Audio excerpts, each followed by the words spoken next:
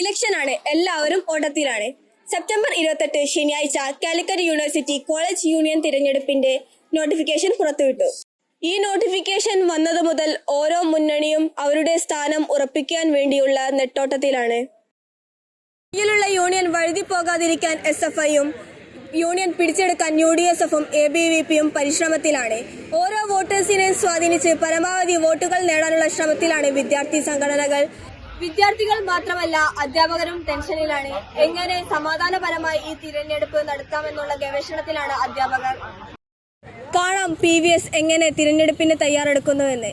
വിദ്യാർത്ഥികൾ ആർക്കൊപ്പം നിൽക്കുമെന്ന് അറിയാൻ ഒക്ടോബർ 10 വരെ മാത്രം കാത്തിരുന്നാൽ മതി.